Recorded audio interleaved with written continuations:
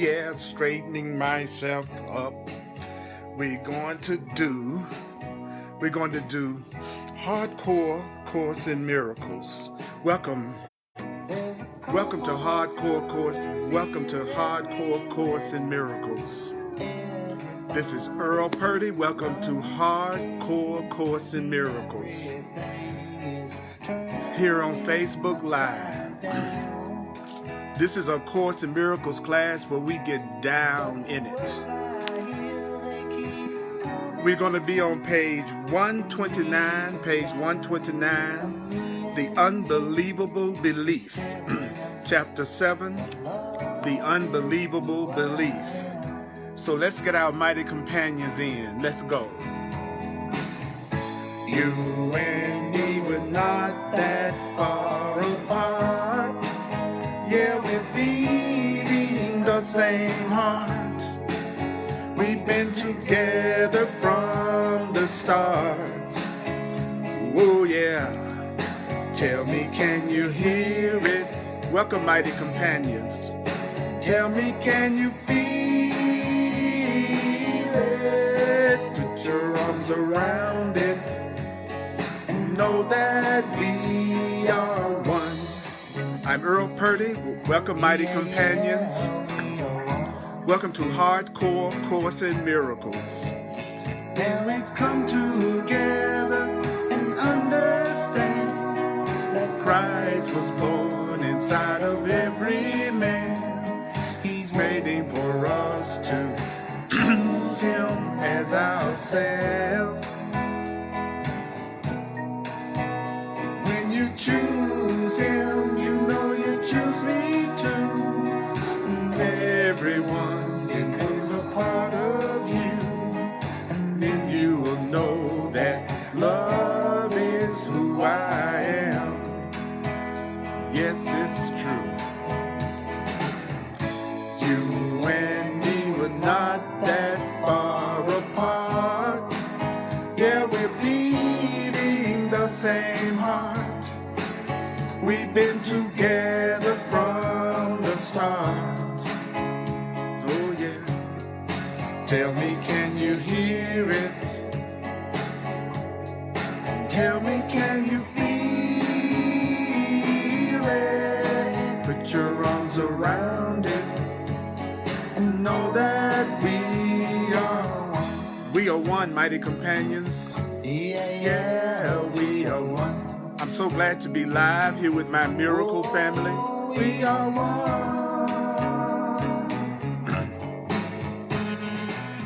Welcome to Hardcore Course in Miracles.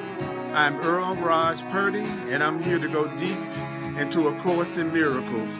Hardcore Course in Miracles is primarily aimed at active studying A Course in Miracles students, even though anyone is welcome to watch. You don't have to believe it, you don't have to accept it, you don't have to welcome it. Some of it you're going to find hard to believe. Some of it might be really startling to you, but you're not being asked to analyze the Course. This is not an analyzing the Course in Miracles class. You and me were not that far apart. Yeah, we're beating the same heart. We've been together from the start. Tell me, can you hear it? Tell me, can you feel it? Put your arms around it and know that we are one. You and I are one. Don't forget it. Yeah, we are one. Yeah, we are one. Oh, we are one. I am you, and you are me.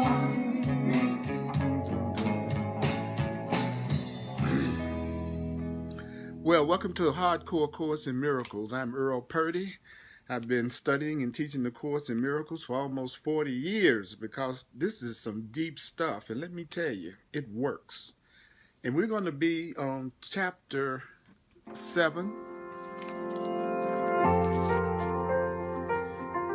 We're going to be on chapter 7, the gifts of the kingdom. We're going to be in section 8 on page 129 in the Course in Miracles text, the Foundation for Inner Peace version, the unbelievable belief. The unbelievable belief. What's the unbelievable belief? That's what we're going to cover. Welcome, mighty companions. We're here live together so we can feel each other's energy and we can also communicate with each other. That's the advantage of doing it live. Please follow the Earl Purdy page here on Facebook so that whenever I go live, you will be notified. Also follow the Earl Purdy page.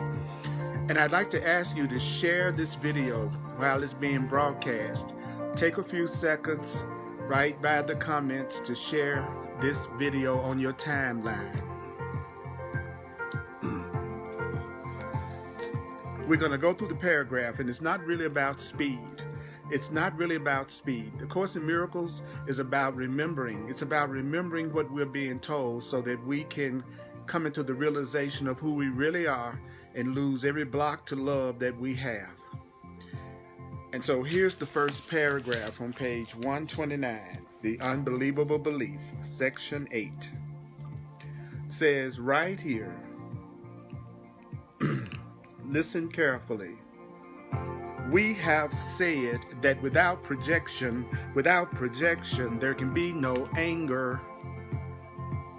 But it is also true that without extension,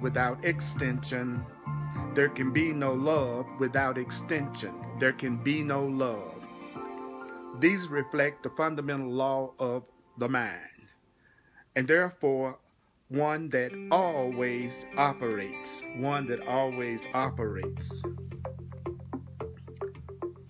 It is the law by which you create and were created. It is the law that unifies the kingdom and keeps the kingdom in the mind of God. To the ego, to the fearful, frightened mind, the law is perceived as a means of getting rid of something that the mind does not want. To the Holy Spirit, the law of the kingdom, the law of reality, is the fundamental law of sharing. What is the fundamental law of sharing? By which you give what you value in order to keep it in your mind. You give what you value in order to keep it in your mind. You give what you value in order to keep it in your mind. You give what you value. To the Holy Spirit, it is the law of extension. To a loving right mind, we're talking about the law of extension. To the ego, to the fearful wrong mind, it is the law of deprivation. So the law of sharing therefore produces abundance or scarcity. Depending on how you choose to apply it, the law therefore produces abundance or scarcity. This choice is up to you. This choice is up to you. This choice is up to you, but it is not up to you. It's not up to you to decide whether or not you will utilize the law. It's not up to you to decide whether or not you're going to utilize the law of sharing. Every mind must project or extend. Every mind must project or extend, because that is how every mind lives, and every mind is life. That was the first paragraph in The Unbelievable Belief. So let's go back over that paragraph and let's make sure that we hear what that paragraph is saying. 129 in the text. Okay, Do you know that the Course says that without projection there can be no anger? So what does that mean? That means whenever a person is angry, a person is projecting. Whenever a person is angry, they're projecting. But it's also true, it says that without extension, there can be no love. So without extension, there can be no freedom. Without extension, there can be no love. Unless love is extended, there can be no love. Unless I extend love, there cannot be any love in my life if I don't extend love. I will not perceive love in my life if I don't extend love. Unless I extend love, I won't experience myself as receiving love. It says right here, without extension, there can be no love. Without extension, there can be no love. And without projection, there can be no anger. So I'm projecting whenever I'm angry, and I'm extending whenever I am experiencing love. Then the Course says these reflect the fundamental law of the mind. So what is the fundamental law of the mind? And it says a law that always operates. So what's the fundamental law of the mind that always operates? It says the one fundamental law of the mind that always operates is that you're going to project or you're going to extend. Then the Course says it's the law by which you create and the law by which you were created. So what's the law that you use to create? That you are going to extend or you're going to project. You were created because God extended God's self as you. You are an extension of God. You are an extension of love. You are an extension of God. You are an extension of God. You are an extension of God. You are an extension. You are an extension of God. You are an extension of love. You are an extension of love. You are an extension of love. You are an extension of love. It's the law that unifies the kingdom. The kingdom is love. So it is the law that unifies the kingdom. So what is it that unifies the kingdom? What unifies the kingdom is that we're supposed to all be extending the same thing in our own way. We're supposed to all be extending love. As a matter of fact, your true self is extending love. The Course in Miracles talks about how there's the idea that we have of ourselves, and the idea that we have of ourselves, that's the ego. The ego is nothing but your self-image. And your self-image isn't you. Your self-concept isn't you. Your real self is love. The Course in Miracles says, teach only love, demonstrate only love, because that's what you are. So you are love. So love is the law that unifies the kingdom, and love is the law that keeps us in the mind of God. What keeps us in the mind of God, what keeps us in the mind of love, is that we are an extension of the love of God. You are an extension of the love of God. You are an extension of the love of God. And to the ego, to the mind that is afraid, to the mind that is separate, to the part of a person that thinks that they're separate from God, that part of the person, the Course says, the law is perceived as a means of getting rid of something it doesn't want. If I have some quality or characteristic within myself that I don't really want and that I really don't want to own up to, I will project it. I will project it on everyone around me. If I'm full of anger, fear, guilt, and grievances, I'm going to project that someone else is full of anger, guilt, and grievances and fear. So whatever you see in anybody else is really just an extension of a thought in your own mind. Whatever you're looking at, whatever I'm looking at, it's coming from my own mind. Everything that I see, the perception of everything that I see, is coming from my own mind. So if I'm going to project, there's something in my own mind, something in my own self that I don't want to own up to as being in myself. So I'm going to project it on you. I'm going to say you're the one that's selfish. You're the one that's angry. You're the one that's separate from me. So when you are afraid and when you're in your ego, and when a person loses sight of who they really are, and they have characteristic qualities and fears within themselves, then what the Course in Miracles just said is that the ego sees the law of extension as a way of getting rid of something it doesn't want. To the Holy Spirit, which is love, just understand the Course in Miracles is only talking about the false self and the true self. The self that is afraid and the self that is love. So to the Holy Spirit, you could say, to love It's the fundamental law of sharing, by which you give what you value in order to keep it in your mind. I'm giving you the Course in Miracles because I want to keep the Course in Miracles in my mind. Anything that you value, you give it so that you can keep it. Anything that you value, any thoughts, any feelings that you value, you want to share those thoughts in order to keep those thoughts in your mind. So I'm sharing this with you so that I can continue to remember it. I cannot forget something that I'm reminding someone else about. So every time I teach a Course in Miracles class, I walk away from the Course in Miracles class with the Course in Miracles more reinforced in my own mind. The more I share the Course in Miracles, the more I increase it in my own mind. I try to talk about the things that I want to have in me. I talk about the things that I want to keep in my mind. So the truth is, if you want to strengthen any kind of thought, any kind of belief, you share it in order to keep it in your mind. It says right here, to the Holy Spirit, it is the fundamental law of sharing, by which you give what you value in order to keep it in your mind. You give what you value in order to keep it in your mind.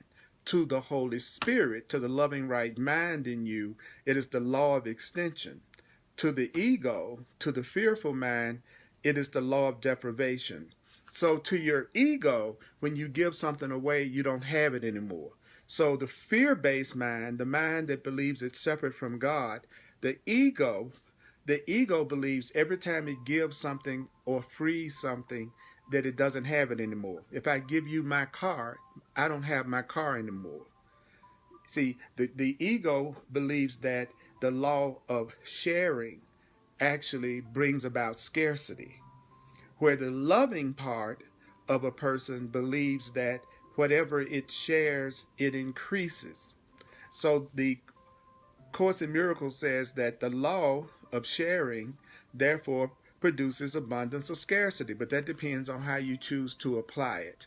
So whether or not you experience abundance or scarcity, do you know that whether or not you experience abundance or scarcity depends on how you use the law of sharing?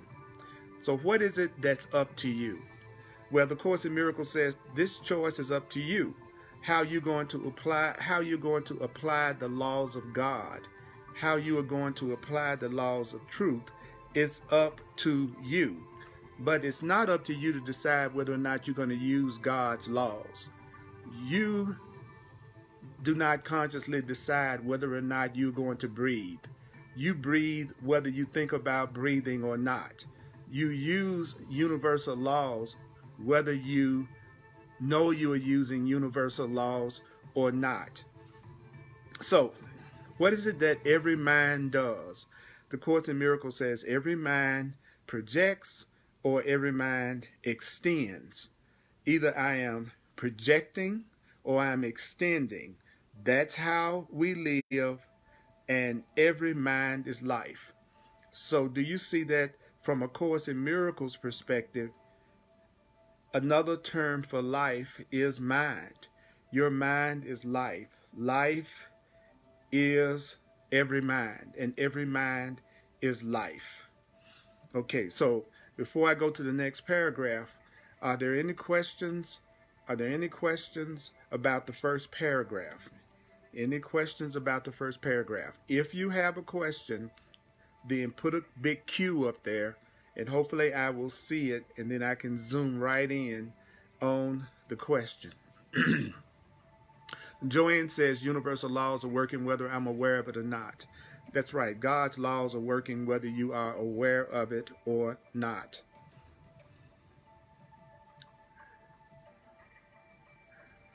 Diana says, I give what I value so I can continue to receive it. I'm giving you all what I value. I value peace, I value harmony, I value love, and I value oneness. And I value the Course, and I value the truth. And so because I value it, I'm sharing it.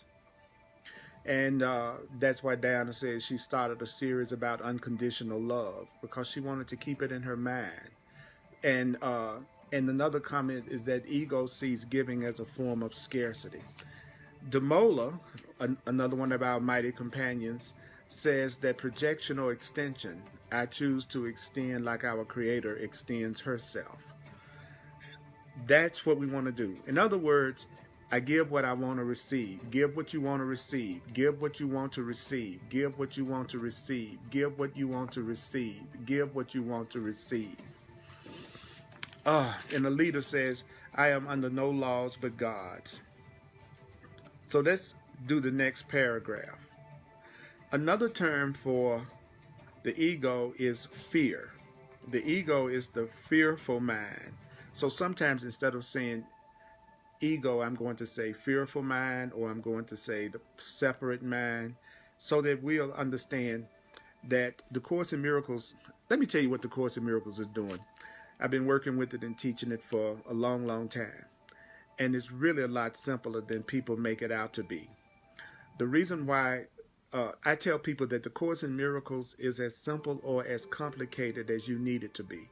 Some people actually can't understand something unless it's complicated. So some people see the Course in Miracles as overwhelming and complicated. But as you begin to master the Course in Miracles, you will see the simplicity of it. And I'm going to show you the simplicity of it in the next paragraph. Just substituting the word fear for the ego or fearful mind wherever you see ego will make the whole paragraph a lot easier to understand, because the Course in Miracles is only talking about the love in our minds, or it's talking about the fear in our minds. Okay, here we go. Fear's use of projection must be fully understood before the inevitable association between projection and anger can finally be undone. The fearful mind always tries to preserve conflict. The fearful mind is very ingenious in devising ways that seem to diminish conflict, because the fearful mind does not want you to find conflict so intolerable that you will insist on giving conflict up. The fearful part of your mind therefore tries to persuade you that it can free you of conflict, lest you give the fearful part of your mind up and free yourself. Using the ego, the fearful part of the mind's own warped version of the laws of God, the fearful part of your mind utilizes the power of the mind only to defeat the mind's real purpose. The fearful part of the mind projects conflict from your mind to other minds in an attempt to persuade you that you have gotten rid of the problem. The ego, the fearful mind, projects conflict from your mind to other minds in an attempt to persuade you that you've gotten rid of the problem. Your ego projects conflict from your mind to other minds in an attempt to persuade you that you've gotten rid of the problem. Your ego projects conflict from your mind to other minds. See, by just using fearful mind or the fearful part of your mind, were you able to see the difference that made in being able to understand what that paragraph said? Sometimes when people say ego, that can sound really abstract. But when you say the fearful part of your mind, because the Course in Miracles teaches that you don't have but two parts of your mind. Don't you realize that you do not have but two parts to your mind? The part that thinks you're separate and the part that thinks you're one. You just have two parts to your mind. Do you hear me now? There are just two parts to the mind, according to the Course in Miracles. The part that loves and the part that fears. Now, what the Course in Miracles does is it teaches us how to tell the difference from the fearful part of the mind, the difference between the fearful part of the mind and the loving part of the mind. It's time for you to know the difference between your ego and your spirit. So let's look back at that paragraph. And let's hear that paragraph one more time. Your ego, do you know that your ego uses projection? And the Course in Miracles says that we must fully understand if we're going to, it says that the ego's use of projection must be fully understood before the inevitable association between projection and anger can be finally overdone. It can be finally overdone. It's already overdone, undone. Projection and anger are the same thing. Projection and anger are the same thing. When you say you're angry, you are just projecting. You're just projecting something that's going on inside of you. The Course in Miracles teaches that anger is an attempt to make someone feel guilty, and anger is something that happens when someone is not acting out your script. Anger is a projection from the mind. Anger is a projection. Then the Course says the ego always tries to preserve conflict. So what does that mean? A part of the mind always tries to preserve conflict. The ego, the fearful, frightened, separate part of the mind, always tries to preserve conflict. So what does that mean? Listen carefully, I'll tell you what it means. It means a part of your mind is always trying to keep you in conflict. There's a part of your mind, the fearful part of the mind is always trying to preserve conflict. The part of the mind that thinks it's separate is always trying to preserve conflict. The Course says your ego is very ingenious in devising ways. Your ego is very ingenious. Do you know that your ego is very ingenious? There is a part of your mind that's very ingenious. Ingenious at what? I'm going to tell you what a part of your mind is very ingenious at. There's a part of your mind that's very ingenious in devising ways that seem to diminish conflict. So, there's a part of the mind that's always trying to come up with ways to teach you to get rid of your conflict. Because the ego, the part of the mind that's afraid, doesn't want you to find conflict so intolerable that you will insist on giving conflict up. There's a part of your mind that's a genius at diminishing just enough of your conflict so that you won't find it intolerable and totally give it up. The part of your mind that is frightened and fearful, that part of your mind needs conflict in order to continue to exist. Your ego needs conflict. Your ego needs conflict. Your ego needs conflict. The part of the mind that thinks it is separate from God, that part needs conflict. So it's a genius at coming up with ways to diminish your fear and conflict, but doesn't let your fear and conflict become so intolerable that you will get rid of it. So there's a part of you that gives you just enough conflict to make you feel separate from God and separate from love, but it doesn't give you so much conflict that you want to get rid of your ego and conflict forever. There's a part of the mind that does not want you to get rid of your conflict. Your ego needs conflict in order to survive. It says it right here in paragraph 2. The ego always tries to preserve conflict. The ego is very ingenious in devising ways that seem to diminish conflict. Because the ego does not want you to find conflict so intolerable that you will insist on giving conflict up. The ego, the fearful part of the mind, therefore tries to persuade you that it can free you of conflict, lest you give your ego up and free yourself. So how do you free yourself? You free yourself by giving the ego up. Do you know that you will never be free as long as you stay in fear, as long as you believe you are separate, and as long as you stay in conflict?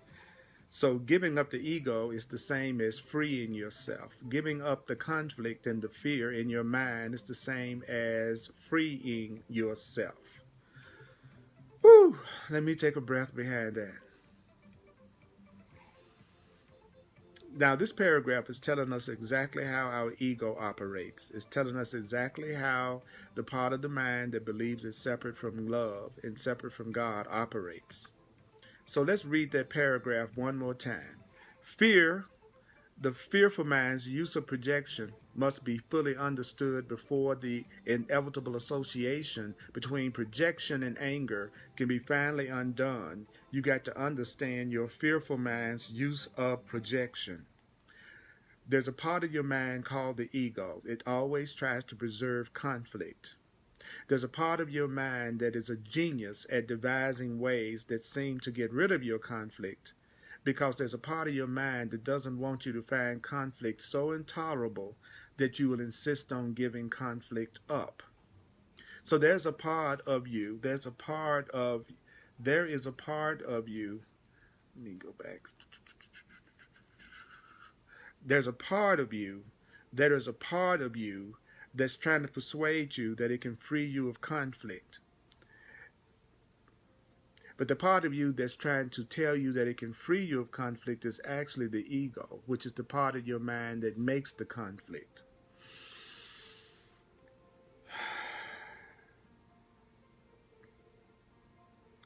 There's a part of the mind that's using the power of your mind to defeat your mind's real purpose. There's a part of your mind that's using your mind to defeat the mind's real purpose. There's a part of the mind that is using the mind to defeat the mind's real purpose. And the mind's real purpose is extension. The mind's real purpose is to extend love. The mind's real purpose is extension. Now, one of the reasons why I'm not doing any analyzing of this is that the Course in Miracles says in the workbook that the first thing you have to do if you want to change your mind is you have to just let yourself hear clearly what the Course in Miracles is telling you. My purpose is to help you hear A Course in Miracles. My purpose is to be a conduit so that we can finally hear the Course in Miracles. So what I want to ask you to do is this. Just try to allow yourself to hear what the Course in Miracles is saying, even if you don't understand what it's saying. Even if you don't understand what I'm saying, let yourself hear what I'm saying. Let yourself hear what the Course in Miracles is saying. This is hardcore Course in Miracles. This is for people who really and truly want to learn A Course in Miracles. Listen to me. I've been doing this for a long time. Analyzing the Course in Miracles will not help you understand A Course in Miracles. Remembering A Course in Miracles is what will produce the miracles. Trust me on this. I'm telling you. Sitting around analyzing the Course in Miracles, trying to fit it into your way of thinking based on what you've learned in the past will not help you learn A Course in Miracles. What will help you learn A Course in Miracles is to recognize that the Course in Miracles has only one purpose. The purpose of A Course in Miracles is to remove the blocks to the awareness of love. The Course in Miracles wants to get rid of your blocks. The Course in Miracles wants to knock your block off. Your Course in Miracles wants to knock your block off. It wants to get rid of the blocks. The first stage to getting rid of the blocks is to realize there's a fearful part of the mind and there's a loving part of the mind. The fearful part of the mind is constantly trying to preserve conflict, because the fearful part of the mind needs conflict in order to survive. So the fearful part of the mind is a genius at getting rid of just enough of your fear and conflict so that you won't decide to get rid of fear and conflict altogether.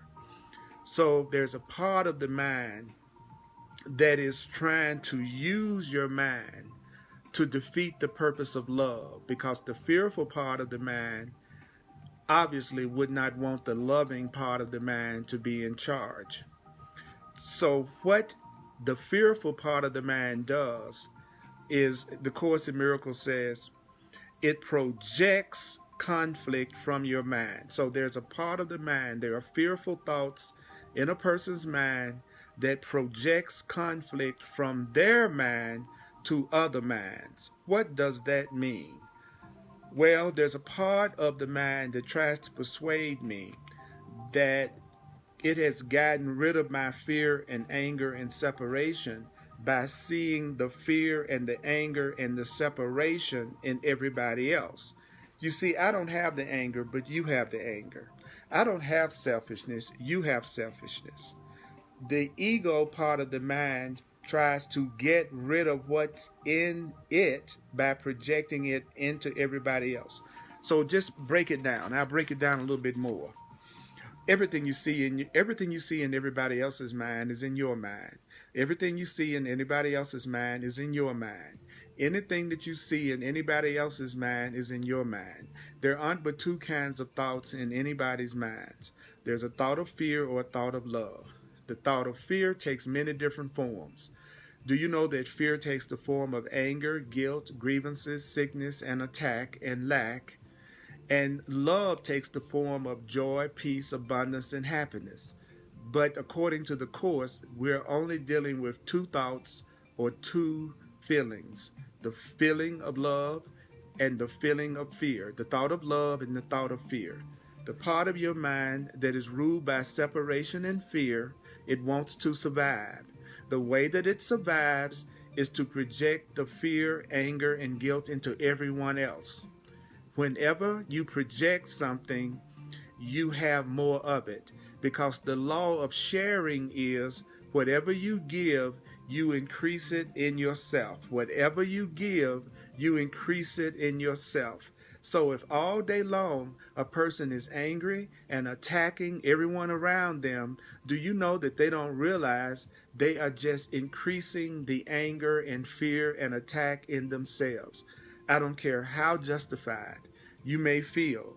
When you project anger and guilt onto others, you are increasing the anger and the guilt in yourself. It doesn't matter what the situation is. It doesn't matter what the circumstances are. Whatever you give, you're increasing it in yourself. Whatever you give, whatever you share, be it a thought, be it a feeling, be it an action or an emotion, the law of sharing is whatever you extend, you are increasing it in yourself. So whatever you are projecting, or whenever a person is projecting anything into anybody else or onto anybody else, when you try to project the problem and say it's somebody else's fault, then you really haven't gotten rid of the problem. If you are upset for any reason right now and you think it's somebody else's fault, then you're not getting rid of your upset. You're projecting the cause of the upset as being someone else. The cause of the upset is what you are telling yourself in your mind. The cause of the upset is your ego. The cause of the upset is the fear and separation thoughts that you have in your mind. Everything you see is in your mind. Okay.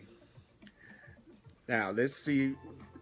Here are some of the comments. Whatever is extended is increased in oneself. Another comment is love, joy, peace, and abundance. Give it more and more. Another comment. It's like an ego boomerang. That's right. Everything in life is like a big boomerang. It's coming back to you. Whatever you give out is coming back to you. Another comment is, there is a part of my mind that is crazy as hell. There is a part of your mind, and there is a part of my mind that is crazy as hell. There's a part of your mind that's crazy. There's a part of your mind that's crazy. There's a part of your mind that's crazy. And there's a part of your mind that's sane.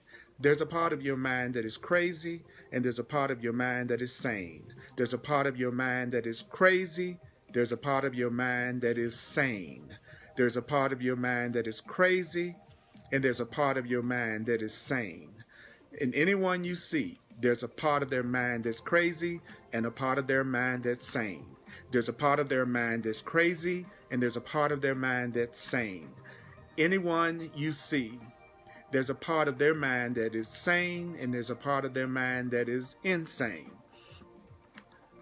And the part of my mind that is insane and crazy, I'll tell you what I do with it.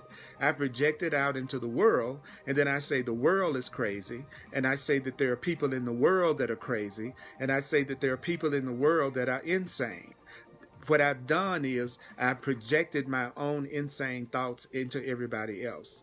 I mean, why would I be able to define it as crazy or insane unless I had corresponding crazy and insane thoughts in my own mind? So it doesn't matter whether you believe that. It doesn't matter whether you agree with it or not. It's just the truth. It's just the truth. You know, it took me so many years to get that. My understanding and agreement was not a major contribution to the truth, that the truth could be true even if I don't believe it. So the Course in Miracles is just saying, you might not understand this, but you are just seeing your own thoughts. You're only seeing your own thoughts. Yes, but, yes, but, yes, but, yes, but, yes, but what about, but what about, yes, but, I hear what you're saying, Earl, but what about this? I hear what you're saying, Earl, but what about that? No, whatever you're seeing is in your own mind. Whatever you're seeing is in your own mind. That means all the love that you see is in your own mind. All of the joy that you see is in your own mind. All the abundance that you see is in your own mind. All of the kindness that you see is in your own mind. All of the healing and health that you see is in your own mind. All of the goodness that you see is in your own mind. Everything you see is a projection or extension of your perceptions and your thoughts in your own mind. So don't think of projection as just representing the stuff that you don't like. Also remember that the things that you look at that you do appreciate, the things that you look at that you do love, that's also an extension of the thoughts in your own mind. There is only one mind, and we all have it. There's only one mind, and we all have it. We are part of the one mind of God. We are one self, united with our Creator. You are one self, united with your Creator. You are one self, united with your Creator. You are one self, united with your Creator. You are one self, united with your Creator. You are one self. That's right, Heather. I understand your prayer. I know. God, help me release my crazy. God, help me release my crazy. That's a great prayer. Let's all say that right now. God, help me release my crazy. God, help me release my crazy. God, help me release my crazy. God, help me release my crazy. God, help me release my crazy. God, help me release my crazy. God, help me release my crazy. Now, releasing your crazy is not your projecting your crazy onto everybody else around you. What does that mean? It's not about you saying, I'm sane and everybody else is crazy. I'm the loving one and everybody else is so unloving. Everything you see is in your mind. The crazy is in your mind and the sanity is in your mind.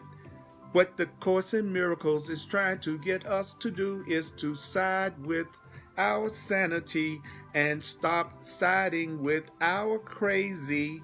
It's time to side with our sanity. Here's paragraph 3 on page 130. Here we go. Paragraph 3 on page 130. Ready? I'm going to use fear and love. There are two major errors involved in this attempt. What attempt? Projecting conflict from your mind to other minds. There are two major errors involved in this attempt. First, strictly speaking, conflict cannot be projected because conflict cannot be shared. Any attempt to keep part of conflict and get rid of another part of conflict does not really mean anything. Read it with me. Remember that a conflicted teacher is a poor teacher and a poor learner. A conflicted teacher's lessons are confused, and their transfer value is limited by the conflicted teacher's confusion. The second error is the idea that you can get rid of something you don't want by giving it away. Giving it is how you keep it. Giving it is how you keep it. Giving it is how you keep it. And the Course says it because it applies to everything. You just fill in the blank. Giving it is how you keep it. Giving it is how you keep it. Giving it is how you keep it. Giving it is how you keep it. Giving it is how you keep it. Giving it is how you keep it. Giving it is how you keep it. Giving it is how you keep it. The belief that by seeing it outside you the belief that by seeing it outside you have excluded it from within. The belief that by seeing it outside you have excluded it from within is a complete distortion of the power of extension. Is the belief that by seeing it outside you have excluded it from within you is a complete distortion of the power of extension. That is why those who project are vigilant for their own safety. Those who project are vigilant for their own safety. Those who project are afraid that their projections will return and hurt them, believing they have blocked and blotted their projections from their own minds. Those who project also believe their projections are trying to creep back in. Those who project believe their projections are trying to creep back in. Since the projections have not left their minds, those who project are forced to engage in constant activity in order not to recognize this, that the projections have not left their minds. Okay, so what did that say? What did that say? What did that say? If you try to get rid of the conflict in your mind by projecting it into everybody else and onto everybody else, that paragraph says there are two major mistakes involved in projecting things from your mind into everybody else. First, you can't really project conflict. You can't really share conflict. If I'm going through conflict, I can't really and truly share it. And then the Course says, if you try to keep part of your conflict and get rid of another part of your conflict, that doesn't really mean anything because you still have conflict. So you can't get rid of just a little of your conflict. You can't get rid of just a little of your fear. Ultimately, you can't just get rid of a little of your anger. Any attempt to keep part of it and get rid of another part, the Course in Miracles says what? That doesn't mean anything. Then it says remember. And then remember what? That if you are a mind in conflict, then you are a poor teacher and a poor learner. A person that's in conflict and fear, according to the Course, is a poor teacher. A poor teacher. What is a poor teacher?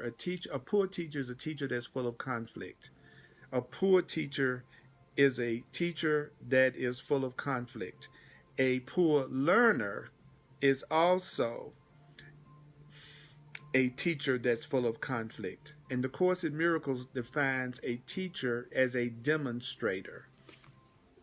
So if you are in a lot of conflict right now, you're really not the best teacher. If you're full of conflict right now, you're not really being a rich teacher. You're being a poor teacher. And you don't feel bad about it. Don't beat yourself up. Because God doesn't do anything but love you. Love doesn't do anything but love you. It doesn't have a variety of responses. A truly loving being only loves. It doesn't try to figure out when to love and when not to love. There are definitely times when I'm still a poor teacher and a poor learner, because there are some times that I still make myself feel conflict. The big difference is, after so many years of working with the course, I don't make a big deal out of it. I go ahead and feel whatever I feel, and then I ask for another way to look at it, and I try to remember what the Course in Miracles tells me that I need to tell myself. Because I've learned over the years that the Course in Miracles is giving me the interpretations of my reality that will give me the most peace. That all I have to do is start telling myself what the Course in Miracles is telling me to tell myself. Whenever I'm upset, I just need to tell myself what the Course in Miracles is telling me to tell myself. But don't you realize that you can't tell yourself what the Course in Miracles is telling you to tell yourself? If you don't study the Course in Miracles, you won't know what to tell yourself when you're upset. If you're not studying A Course in Miracles and reading A Course in Miracles, and you say the Course in Miracles is your path, if you don't learn the Course in Miracles, if you don't remember what the Course in Miracles is saying, which you couldn't possibly do if you don't read or listen to it, then you won't know what to tell yourself to get out of pain and conflict. You have to study the Course in Miracles if you're a Course in Miracles student. If you're a Course in Miracles student, you must study the Course in Miracles so that you will know what to tell yourself whenever you're angry or upset. There's no way to get around that. The Course in Miracles says it's impossible to change unless you give the Course in Miracles your attention and your study. So don't think you're not going to master A Course in Miracles if you don't study it. And you all wouldn't be here if you were not interested in studying it. But let me save you some time. It's not about analyzing the Course in Miracles so you can figure out what to do, Earl. It's about remembering what you're being told and then doing it so that you can get the result you want. You don't have to think of the answers. You don't have to think of the answers. You don't have to think of solutions. You don't have to think of the answers. The answers are already given you. The solution is already here. It's in the Course in Miracles book for Course in Miracles students. Everybody is not a Course in Miracles student. Everybody is not a Course in Miracles student. The Course in Miracles is for those who the Course in Miracles is for. The Course in Miracles is your path if you continue to study it and try to apply it, no matter how much resistance you may have, no matter how much disorientation you may have. You still keep studying it. The person who does that, that's the true Course in Miracles student. The true Course in Miracles student is not going to let the Christian terminology stop them from studying it. A true Course in Miracles student is not going to let the masculine terminology stop it from studying it. A true student of A Course in Miracles will continue to study the Course in Miracles even if the language is written in drives them bananas at first. A true student of the Course in Miracles is going to continue. They're going to continue to study A Course in Miracles no matter how many times they hear the word Jesus or Christ or heaven or any of the Christian terminology. No matter if they have resistance to it, they still are compelled to continue to study the Course in Miracles, because a true Course in Miracles student wants to get the content of the course, and the content of the course is more important to them than the form it's written in. A true Course in Miracles student may get disoriented, may get angry, may feel resistance and get frustrated with the book and want to throw it off a bridge, but they will still continue to study it. They won't let anything stop them from studying it. So if you're a true Course in Miracles student, the language will not stop you from studying it. If you're a true Course in Miracles student, the word God will not stop you from studying it. I'm not saying that you will not have resistance to those terms if you learned fearful connotations around those terms when you were younger, but it will not stop you from studying the material. And the Thursday Hardcore Course in Miracles class is aimed at the Course in Miracles students who, in spite of any resistance they may have to it, want to understand it and practice it. So I am proud of you. I am thrilled to be a conduit and a teacher that can be helpful to you, but I'm just giving you some tips. If you are a true Course in Miracles student, you will go beyond your resistance to words. You will not let words stop you. So this paragraph is saying to us that in sentence 4, paragraph 3 on page 130 is saying, remember that a conflicted teacher is a poor teacher and a poor learner. His lessons are confused and their transfer value is limited by his confusion. So when you are confused, you are a poor teacher and a poor learner, and you realize you can't keep just part of your conflict and fear and get rid of another part of your conflict and fear. You recognize you need to be completely free of conflict and fear. And strictly speaking, you can't really project conflict because you can't really share anything ultimately but love. But whatever you project, you increase its power in your own mind. In other words, you can project your conflict into me, but you really can't share your conflict with me. You're just increasing your conflict. So when you share conflict, when you project anger, when a person attacks, they're just increasing the strength of those ideas in their own mind. And so they see more and more conflict and attack in the world. The next sentence says, the second error is the idea that, so what's the second mistake? The second mistake is that you can get rid of something you don't want by giving it away. It's a mistake to think that you can get rid of something you don't want by giving it away. Whenever you give it away, you increase it. What you give increases. What you give increases. What you give increases. So it's a mistake to believe that you can get rid of something you don't like by giving it away. The next sentence in paragraph 3 says, giving it is how you keep it. Giving, I don't care what it is, giving it is how you keep it. Do you hear what it's saying in the next sentence? The belief that by seeing it, whatever it is, outside you, you trying to believe that by seeing something outside of you, that means you've excluded it from within you. That's a complete distortion of the power of creation and extension. You're making a mistake if you believe that you have excluded something from not being in you just because you see it outside of you. The belief that by seeing it outside, you have excluded it from within is a complete distortion of the power of extension. And the Course defines extension as creation. I've read this so many times for so long that I'm just giving you the substitutions for some of these words to make it easier to get what it's saying. So it's a big mistake. It's a big mistake to think that when you give something away, that means that you don't have it anymore. When you give something away, that's how you keep it. And that's why it says in sentence 9 in paragraph 3 on page 130 in the Course in Miracles text, that is why those who project are vigilant for their own safety. So why is it that we're so vigilant for our own safety?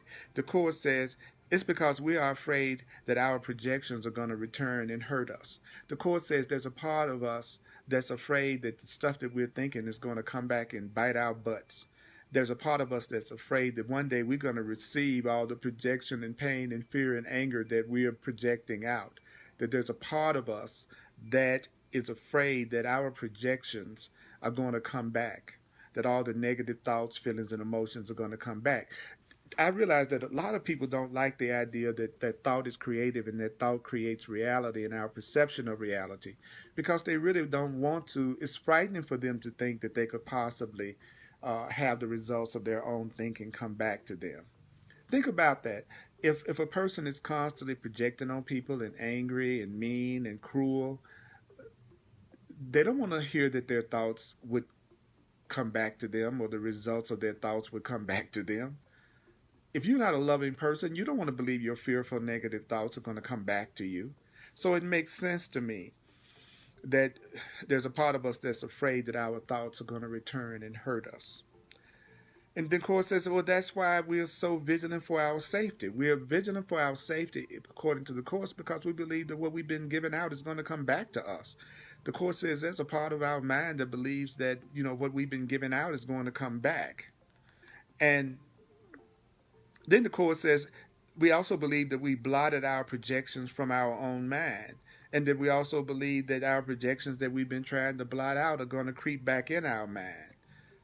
Since it says in sentence 12, paragraph 3, since the projections haven't left their minds, they are forced to engage in constant activity in order not to recognize this. In order not to recognize what?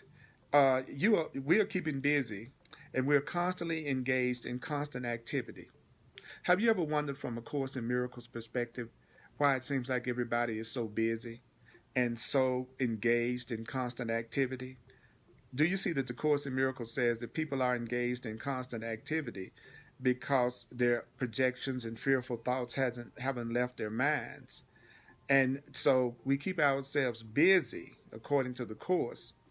We're forced to engage in constant activity in order not to recognize that our projections haven't left our minds, that there's a part of us that doesn't really want to know what we're really thinking. The Course, in my perception, is basically saying that we keep busy all the time so that we won't have to hear our own thoughts, that we keep busy all the time so we won't have to take a good close look at ourselves. That was a very, very, very powerful paragraph. So let's see what comments are in front of us right now. Diana says, I can see how much projection I did today with my sister-in-law. Yeah, I hear what I hear you. Jim says there's a part of our mind that's crazy. Only I want and desire allowing to hear more and more of, I can't always see all of the comments. All of the comment, because it kind of cuts off part of it. And so that's why I just cover part of the comment. It's like right now, I've been having such an incredibly loving, positive experience of my experience that my ego, the part of me that wants to keep conflict going, is freaking out right now. Because all of the love and truth that I've been focusing in on through teaching for so many years, all of that love and all of that truth and the reflection of all those thoughts are coming back to me from every direction. And the part of me that thinks I don't deserve it, the part of me that is the ego, the part that needs fear to survive, that part is tempted to change from suspiciousness to viciousness, because that part of me doesn't believe I deserve to have a lot of love. And so the Course in Miracles told me that there would be a part of me that would sometimes want to be even more vicious toward me, because that part of me believes I don't deserve the love that I'm now allowing to come into my life. And then the Course told me that when that part of you that comes up that may want to self-sabotage when you're beginning to experience more love, when that part of you that doesn't believe that you deserve love, that might want to attack you for even having the audacity to think you deserve love. The Course says, Jesus of the Course in Miracles says, I will protect you. I will protect you. I will protect you against your ego. Love will protect you from your ego. The Holy Spirit will protect you from your own ego. That God will protect you from your own self-destructive urges. God will protect you from your own self-sabotaging ways, is basically what the Course in Miracles is saying. That as you allow yourself to assume more responsibility, as you allow yourself to give and receive more love, your ego is going to feel threatened.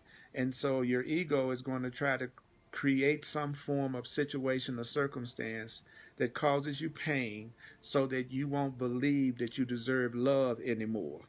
But don't be afraid of your ego. Don't be afraid of that part of you that may try to sabotage, because now you're studying A Course in Miracles. You have joined with the Holy Spirit. You have joined with the Jesus of the Course. You have joined with love, and that love will protect you while you're in the process of letting your fear go. Love will protect you while you're in the process of letting fear go. But it's important to remember that giving something is how you keep it. So you can't keep giving the stuff that you used to do when you were in anger and fear. You can't give anger, guilt, and grievances. You must stop projecting anger, guilt, grievances, and restrictions and limitations on anyone around you in your mind, because you will keep it and increase it by giving it.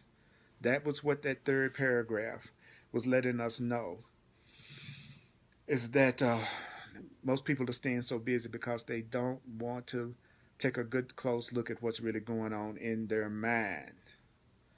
Okay, so let's see what paragraph 4 has to say. I love you all so much. You all are having some incredible responses to what I'm sharing from A Course in Miracles tonight. I love how you all really are listening to what I'm saying, and you're using what I'm covering in the Course to reinforce your remembrance of it. And you really aren't trying to come up with all of your different stories. You're really just trying to remember what the Course in Miracles is saying. So let's go to paragraph 4. And I'm open to your questions about, anything that I've covered so far. So let's look at paragraph 4. That's right, Heather. I am responsible for what I see. Do you know that you cannot perpetuate an illusion about another without perpetuating an illusion about yourself? You can't perpetuate something about somebody else without perpetuating it about yourself. Whatever you say about somebody else is what you're saying about yourself. Whatever you're saying about someone else, that's what you are increasing in yourself. So if you say someone else is loving and beautiful and you really appreciate others and you let them know that, whatever you perpetuate in another, you perpetuate about yourself. And by the same token, if you're constantly condemning and judging others, you're going to perpetuate that about yourself. There's a lesson in the Course in Miracles workbook that's off the chain. And that lesson in the Course in Miracles workbook is, all that I give is given to myself. All that I give is given to myself. All that I give, everything that I give is given to me. Everything that you give is given to you. Everything that you give is given to you. All things you give are given to you. You cannot perpetuate an illusion about another without perpetuating an illusion about yourself. There is no way out of this. Out of what? That you cannot perpetuate an illusion about another without perpetuating it about yourself. Why? Because it is impossible to fragment the mind. What does that mean? It means to fragment is to break into pieces. You cannot break your mind into pieces. You cannot break your mind into pieces. And mind cannot attack or be attacked. Your mind you cannot attack anyone with your mind. You cannot attack anyone else with your thoughts. You cannot attack anyone else with your thoughts. You cannot attack anyone else with your mind. You cannot attack anyone else with your mind. You cannot attack anyone else with your mind. Don't you see that means no one else can attack you with their thoughts? No one else can attack you with their mind. All attack is physical. All attack is physical. You cannot attack anyone with your mind. You cannot attack anyone with your mind according to the Course. Now remember, I said that it was going to say some things that you might not believe, so we've already got that covered. To fragment is to break into pieces, and the mind cannot attack or be attacked. The belief that your mind can attack and be attacked, an error the ego always makes. What kind of error does the ego always make? The error of believing that the mind can attack and that the mind can be attacked. That underlies the ego's whole use of projection. The ego does not understand what mind is, and therefore the ego does not understand what you are. Yet the ego's existence, fear's existence, separation's existence is dependent on your mind. The existence of your fear and conflict is dependent on your mind. The existence of your fear or conflict is dependent on your mind because the ego is your belief. So, A Course in Miracles definition of the ego is your belief. So when you say, my ego made me do it, what you are really saying is, my belief made me do it. My beliefs made me do whatever I did today. My beliefs are making me do whatever I do. My beliefs are making me do whatever I do. The ego is your belief. So you could substitute your belief or my belief wherever you see the word ego. The ego, which is my belief, is a confusion in identification.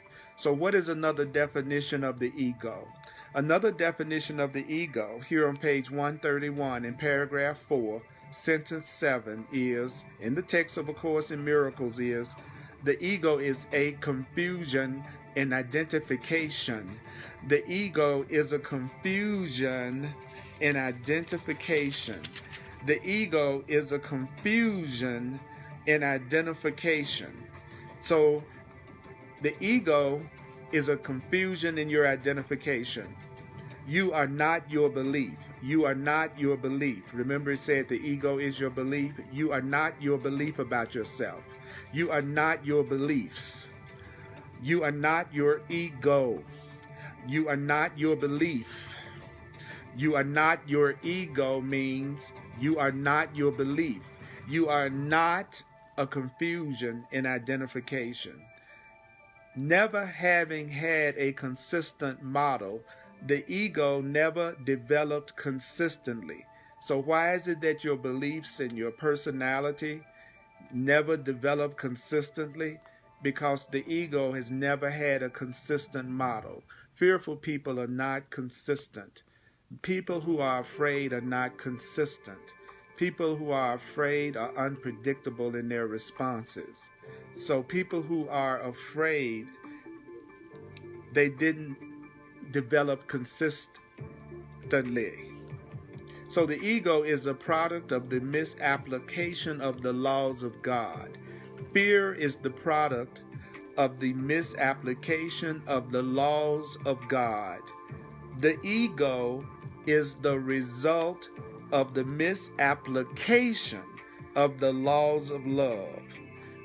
Fear comes from the misapplication of the rules of love by distorted minds that are misusing their power. So what is the Course in Miracles saying to us? It's saying that your fear is the product of you applying the laws of God in a wrong way. And the Course in Miracles is saying that when you're full of fear, you have a distorted mind. And because you have a distorted mind, when you're in fear, you are misusing your power. So fear is the result of misusing your power. Conflict is a result of misusing your power. Fear is a result of misusing your power. Conflict is a result of misusing your power. The ego is the result of misusing your power. What power? Your power of love, your power to extend, your power to create. The ego is your belief. Now notice that there are many, many definitions of the ego in that particular section that we just covered. All right. Oh, this is so good. I needed this. I needed this. I needed this. I needed this. I needed this. I needed this. I needed this. I needed this. I needed this. I needed this. Fear is the result of misusing my power. Fear is the result of you misusing your power. Now, the next sentence, paragraph 5 on page 131 in section 8, chapter 7 says, do not be afraid of the ego. Do not be afraid of the ego. Do not be afraid of fear. Do not be afraid of the ego. Do not be afraid of fear. I say, do not be afraid. Do not be afraid of what? Of the ego. Stop being afraid of your ego. Stop being afraid of your fear. Stop being afraid of your crazy. Stop being afraid of your insanity. Stop being afraid of the ego. Stop being afraid of the ego. Do not be afraid of the ego. The ego depends on your mind. On your mind. I say the ego depends on your mind. And as you made the ego by believing in it, as you made your fear by believing in it, so you can dispel the ego. You can dispel the ego. How can you dispel the ego? By withdrawing belief from the ego. You can dispel the ego as you made the ego by believing in the ego. The ego depends on your mind. Do not be afraid of the ego. It depends on your mind. You made it by believing in it. You can dispel the ego, your fear, by withdrawing belief from it. Do not project the responsibility for your belief in the ego onto anyone else. Nobody else is responsible for your ego. Nobody else is responsible for your fear. Nobody else is responsible for how you feel right now. Nobody else is responsible for how you feel right now. Do not project the responsibility for your belief in the ego onto anyone else, or you will preserve the belief in the ego.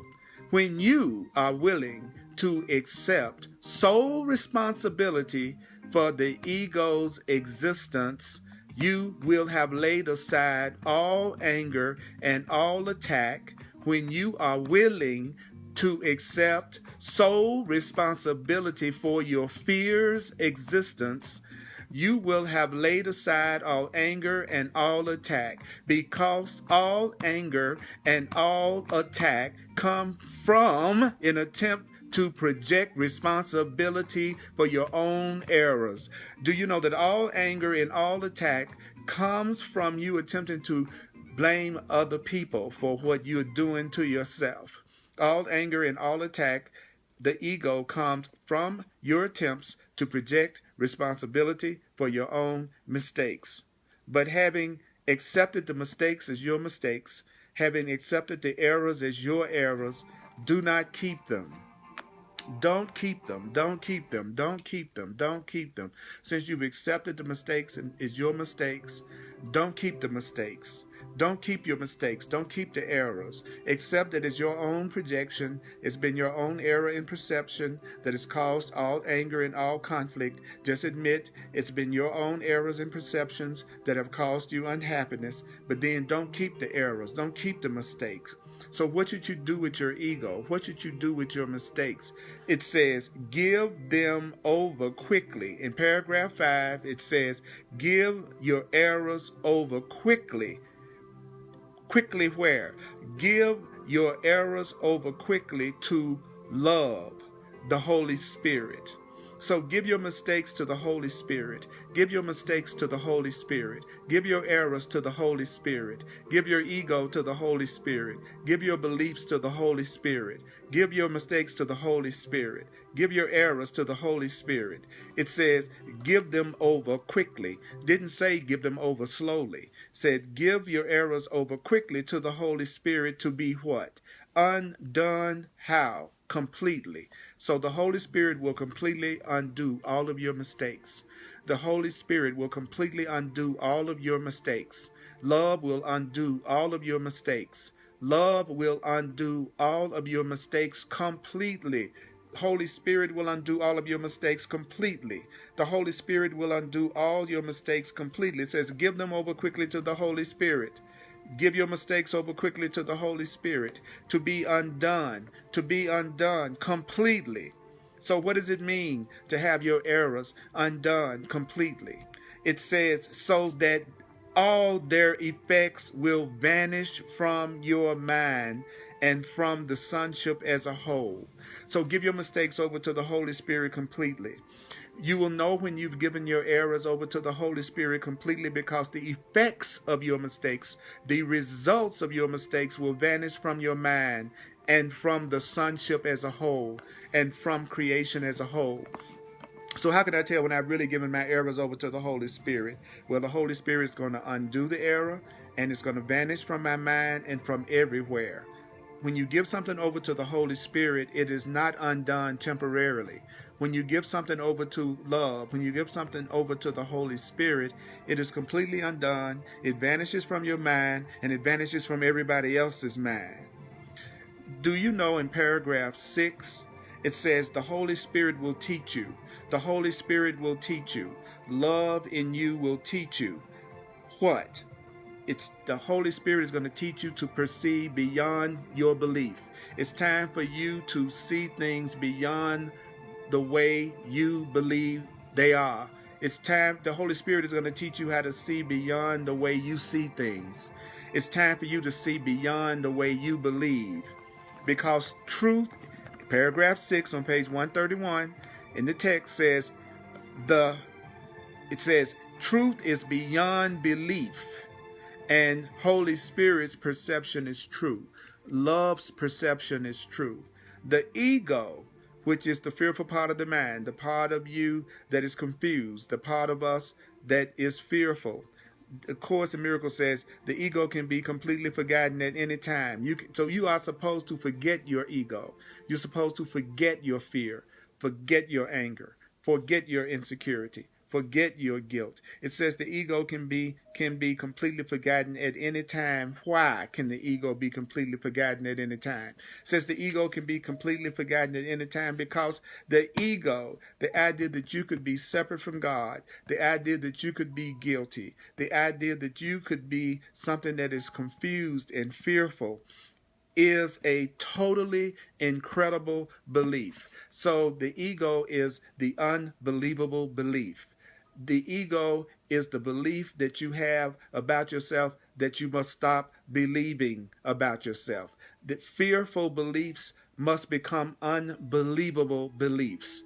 Guilt must become an unbelievable belief. That you could be separate from God must become an unbelievable belief. The ego is a totally incredible belief, and no one can keep a belief he has judged to be unbelievable.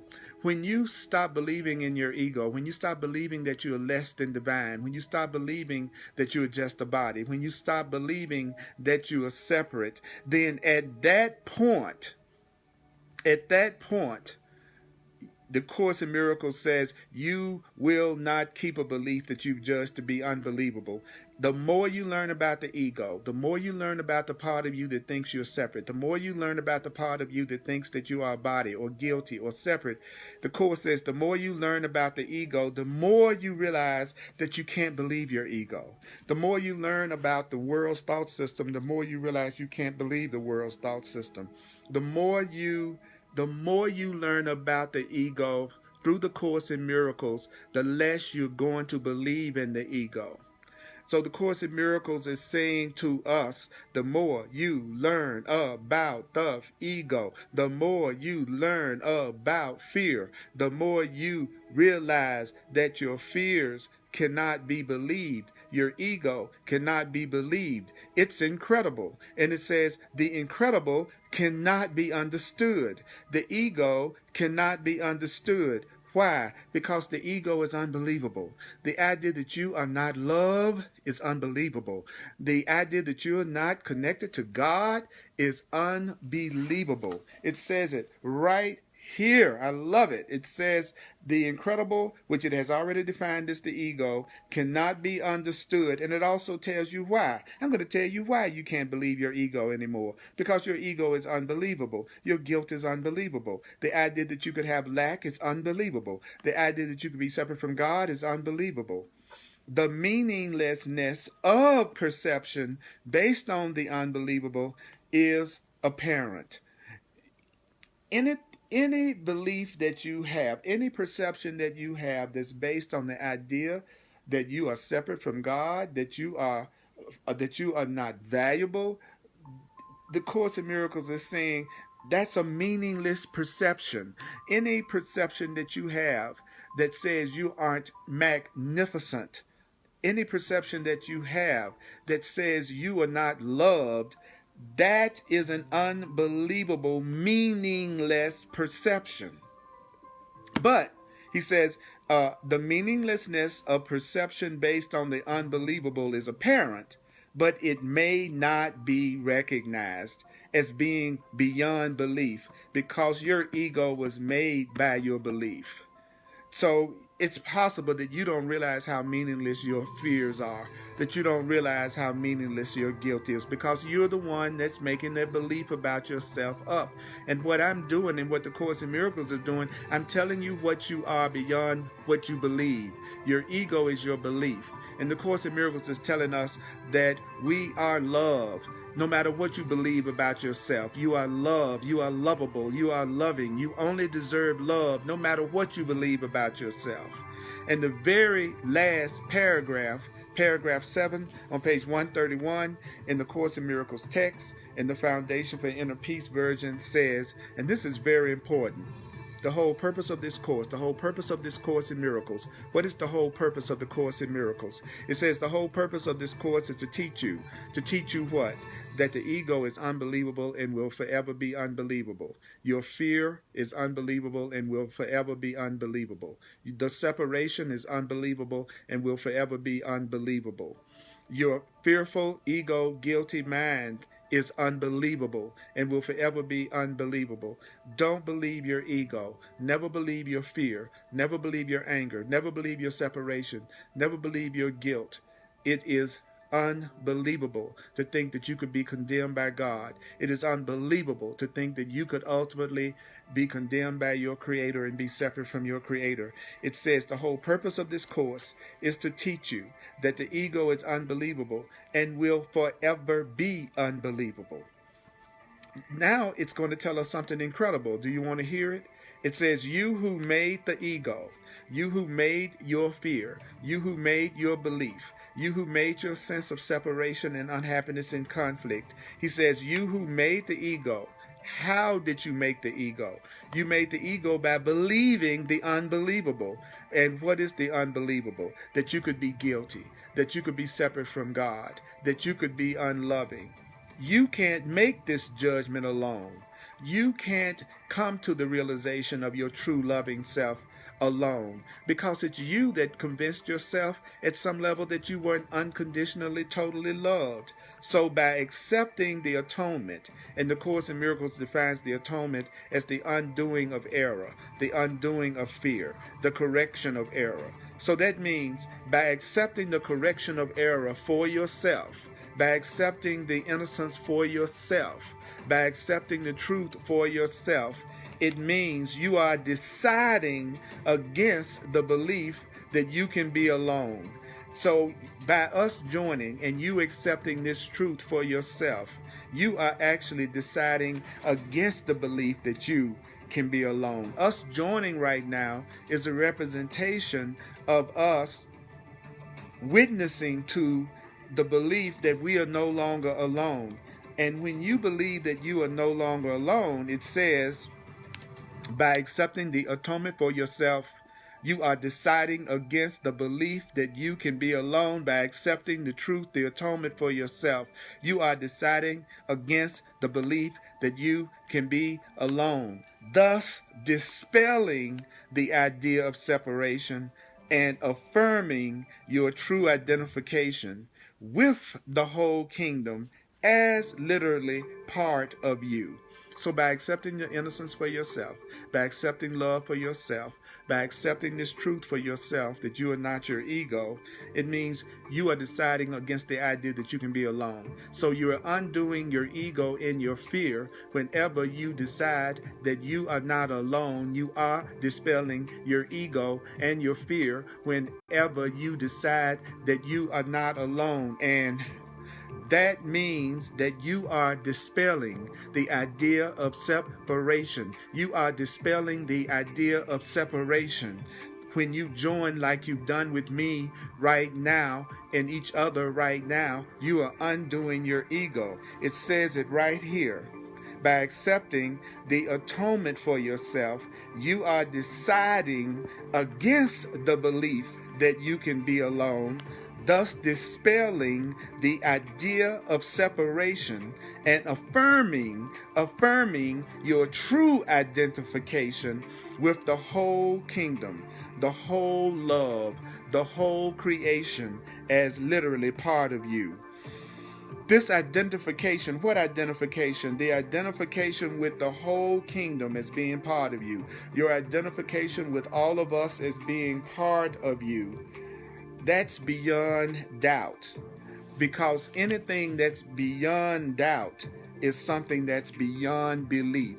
Because beliefs can always be doubted. Your wholeness has no limits. Your oneness has no limits. Your completion has no limits. Your love has no limits. Because why is it that your wholeness has no limits? Why is it that your oneness has no limits? The reason why your oneness has no limits is because being is infinity. I'll say it to you again. Being is infinity. You are being. So you are infinity. You are love. So what is the unbelievable belief? The unbelievable belief is the ego is the unbelievable belief. So wherever you see the word ego, you could say the unbelievable belief. The unbelievable belief that you could be separate, that you could be limited. That's the ego. Woo! So I'm going to do a quick wrap up. And I want to thank you for tuning in to my Hardcore Course in Miracles presentation. It was incredible comments and sharing by my mighty companions online. As I am a full-time teacher, that's what I do in the world. That is my function. And I am sustained by the love of God, and you are sustained by the love of God. And if you would like to give to yourself, if you would like to make a financial expression of appreciation, I appreciate that so much. Just go to earlpurdy.com, Purdy, P-U-R-D-Y, and you can make a financial expression of appreciation if you saw value in what you received tonight. I appreciate you so much, and please make people aware of these videos. I'm available for one-on-one, working with me on a one-on-one, and I can save you, and the Holy Spirit can save you a lot of time through me. So I do clarity sessions. If it's time for you to get clear and to let go of some blocks, I'm available for mentoring and coaching with the course and for helping you get past blocks in your experience that you're ready to get past. And I also use my 40 years of experience with soul astrology and numerology for those that are open to it. I bring everything I got into the session that we have together. Go to my website. You can self-book right on my website. Go to my website and read about clarity sessions at earlpurdy.com. Sunday at 1 o'clock Mountain Time. Every Sunday I do A Course in Miracles on Facebook Live and also before a live audience.